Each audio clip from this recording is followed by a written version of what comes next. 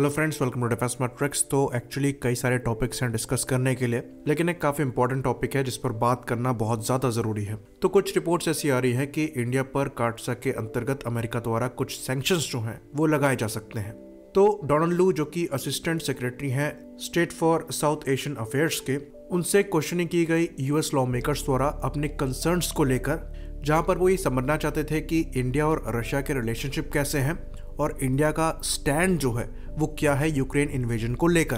तो ये एक काफ़ी फेयर डिस्कशन था। अगर आप वीडियो को देखेंगे तो डोनाल्ड लू ने हर पॉइंट को छुआ है और उन्होंने इंडिया और रशिया के रिलेशनशिप को एक्सप्लेन करने की कोशिश करी है कोल्ड वॉर के टाइम से, और उन्होंने एक्चुअली चीज़ों को काफ़ी फेयरली सामने रखा। उन्होंने इंडिया की साइड को भी एक्सप्लेन किया। उन्होंने बताया कि कैसे कोल्ड वॉर के टाइम में अमेरिका जो है वो पाकिस्तान के साथ जुड़ गया और इंडिया सोवियत यूनियन के साथ था। तब से इंडिया और सोवियत यूनियन और उसके बाद रशिया के जो रिलेशन है वो काफ़ी अच्छे हैं और अभी तक चलते आ रहे हैं, और चीज़ें यहाँ पर एक ही बार में चेंज होगी ये एक्सपेक्ट करना समझदारी नहीं होगी। साथ ही उन्होंने ये बात भी एक्सप्लेन करी कि कोल्ड वॉर के समय से इंडिया, पाकिस्तान, अमेरिका और रशिया काफ़ी बदल गए हैं, और पिछले 20 साल में आप इंडिया की परचेजेस को देखें या झुकाव को देखें तो वो अमेरिका की तरफ बढ़ गया है। साथ ही उन्होंने ये भी कहा कि इंडिया ने कोई साइड नहीं ली है और यूएन चार्टर की रिस्पेक्ट करते हुए चीज़ों को पीसफुली रिजॉल्व करने की बात कही है, जो कि एक वेलकम मूव है।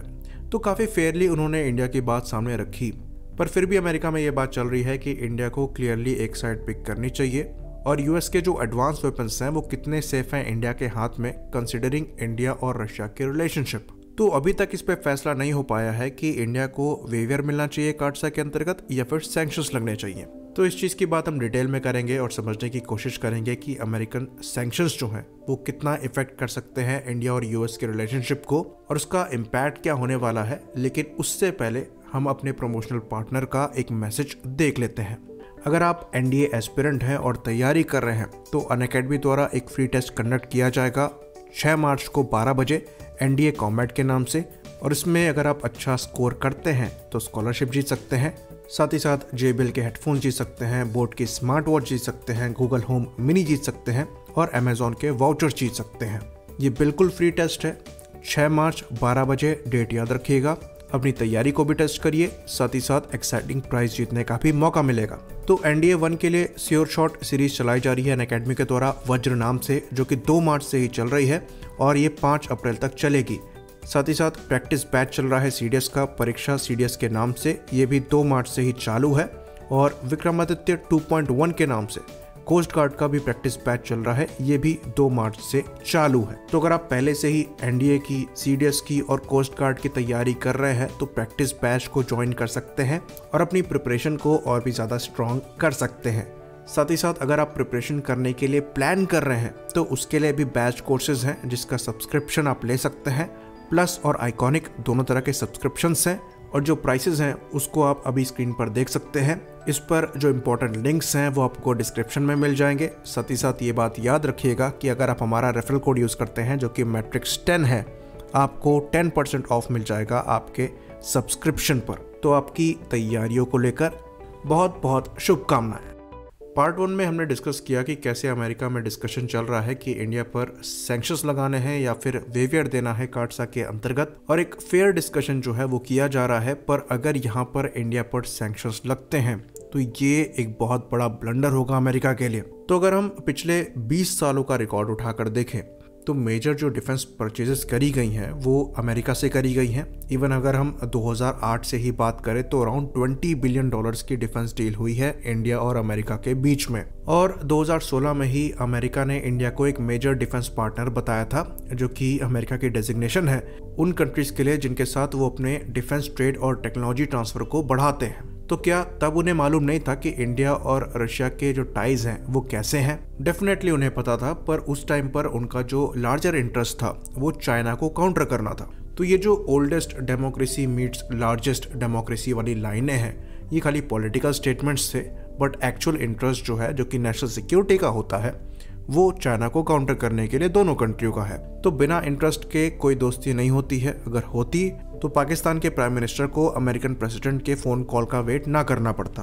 तो अमेरिका और इंडिया का कॉमन इंटरेस्ट है चाइना को काउंटर करना, जिसमें अमेरिका को इस रीजन में काउंटर बैलेंसिंग के लिए इंडिया जैसी कंट्री मिलती है और इंडिया को अमेरिका जैसा पार्टनर मिलता है जो कि एक्चुअली ऑलमोस्ट पूरे वेस्ट को कंट्रोल करता है, तो पॉलिटिकल सपोर्ट मिल जाता है। साथ ही साथ वर्ल्ड के बेस्ट मिलिट्री हार्डवेयर इनके द्वारा बनाए जाते हैं, जो इंडिया के लिए काफ़ी ज़्यादा यूजफुल है। बाकी जो डेमोक्रेटिक वैल्यूज़ हैं वो एक पॉइंट ऐड करती हैं, पर यहाँ पर ज़्यादा इंपॉर्टेंट स्ट्रैटेजिक वैल्यू है।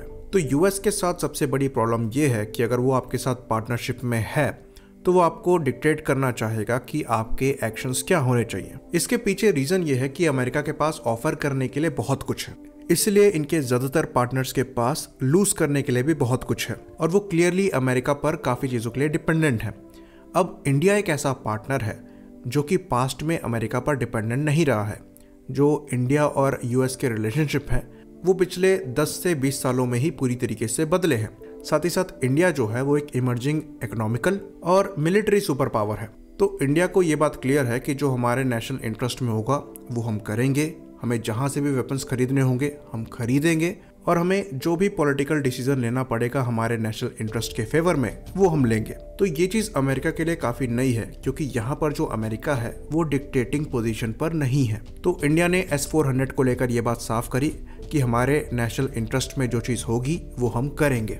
तो अमेरिका को इस चीज़ के साथ कोप करने में परेशानी आ रही है, क्योंकि उनके इंटरेस्ट भी है चाइना के अगेंस्ट में इंडिया के साथ ही साथ वो इंडिया को डिक्टेट भी नहीं कर पा रहे हैं कि उन्हें क्या करना चाहिए। ये परेशानी इनको फ्रांस के साथ भी पास्ट में आई है, जहां पर फ्रांस इनका पार्टनर तो है पर वो अपने फैसले खुद लेते हैं, और अमेरिकन लाइन के अगेंस्ट जाकर भी उन्होंने फैसले लिए हैं, क्योंकि वो अमेरिका पर उतना डिपेंडेंट नहीं है जितनी बाकी यूरोपियन कंट्रीज हैं। इसलिए फ्रेंच एम्बेसडर का ये बयान आया है कि किसी को इंडिया को बताने की जरूरत नहीं है कि इंडिया का क्या डिसीजन होना चाहिए, पर इंडिया अगर यूक्रेन के लिए कुछ करता है तो ये एक वेलकम मूव होगा। तो जो म्यूचुअल रिस्पेक्ट वाले रिलेशनशिप होते हैं वो इस तरीके से चलते हैं, जो कि अमेरिका के लिए नए हैं। तो पिछले 20 सालों में जो इंडिया की डिपेंडेंसी है मिलिट्री हार्डवेयर को लेकर स्पेशली, वो अमेरिका पर बढ़ी है, जिसकी वजह से अगर स्ट्रिक्ट कार्डसा सैंक्शंस इंडिया पर लगते हैं तो ये इंडिया और यूएस के रिलेशनशिप को खराब करने का काम करेंगे। ऑल्दो इंडिया कम्प्लीटली एंटी नहीं जाएगा अमेरिका के, डिप्लोमेटिक रिलेशन जो है वो मेंटेन करने की कोशिश करी जाएगी, पर इंडिया अपनी मिलिट्री डिपेंडेंसी को कम करने के लिए फ्रांस और रशिया जैसी कंट्री के और क्लोज हो जाएगा, जो कि अगेन अमेरिका के इंटरेस्ट के अगेंस्ट में है, क्योंकि उन्हें एक ऐसा पार्टनर चाहिए जो कि उनके क्लोज हो, ना कि रशिया के। और क्योंकि इंडिया अभी भी मिलिट्री हार्डवेयर को लेकर डिपेंडेंट है, तो ये तय है कि अगर हथियार अमेरिका से नहीं आएंगे तो कहीं से ज़रूर आएंगे। तो ये अपने पैर पे कुल्हाड़ी मारने वाली बात होगी। तो डेफिनेटली इंडिया को भी यहाँ पर नुकसान होगा, क्योंकि हमारी जो डिपेंडेंसी है वो अमेरिका पर बड़ी है, पर लॉन्ग टर्म में अमेरिका को यहाँ पर नुकसान होगा, क्योंकि एक काफ़ी बड़ा पार्टनर जो कि इस रीजन में चाइना के अगेंस्ट में बैलेंस लेकर आ रहा था, उससे आप अपने रिलेशनशिप जो है वो ख़राब कर रहे हैं। तो यहाँ पर अमेरिका को अपने खुद के इंटरेस्ट को ही देखना चाहिए, जैसे कि इंडिया द्वारा देखे जा रहे हैं, जैसे कि अमेरिका द्वारा पहले देखे जाते थे। रशिया ने कभी इंडिया को डिक्टेट नहीं किया कि आप अमेरिका से हथियार लेना बंद करें, तो अमेरिका की वजह से इंडिया अपने रिलेशन जो है वो रशिया से ख़राब कभी नहीं करेगा। तो ये बात अमेरिका को समझनी होगी कि वो इंडिया को डिक्टेट नहीं कर सकते कि उनकी फॉरेन पॉलिसी कैसी होनी चाहिए। लेकिन अमेरिकन साइड से ये बात भी फेयर है कि उनको ये एश्योरेंस मिलना चाहिए कि वो जो वेपन्स प्रोवाइड करा रहे हैं वो रशियंस के हाथ में ना लगें, और यहाँ पर इंडिया की रिस्पॉन्सिबिलिटी है अमेरिका को ये समझाना। साथ ही साथ इंडिया की रिस्पॉन्सिबिलिटी ये भी है कि वो आत्मनिर्भर बने, ताकि किसी भी कंट्री पर डिपेंडेंट ना रहे अपने मिलिट्री हार्डवेयर को लेकर। साथ में अमेरिका के लिए सरदर्द ये भी है कि उनके जो रिलेशनशिप हैं यूएई के साथ और सऊदी अरेबिया के साथ, वो भी टेंस स्टेज पर चल रहे हैं उनके स्टैंड को लेकर यूक्रेन और रशिया के कॉन्फ्लिक्ट पर। तो अमेरिका के लिए यहाँ पर समझदारी यही होगी कि जो इन कंट्रियों द्वारा इंडिपेंडेंट डिसीजंस लिए गए हैं उनकी रिस्पेक्ट करी जाए, और म्यूचुअल इंटरेस्ट के लिए इन कंट्रीज के साथ जो रिलेशन है अपने वो अच्छे रखे जाए। आई होप चीज़ें समझ में आई हों। इसी बात पर हम इस वीडियो को ख़त्म करेंगे। लाइक करिए, सब्सक्राइब करिए। जय हिंद।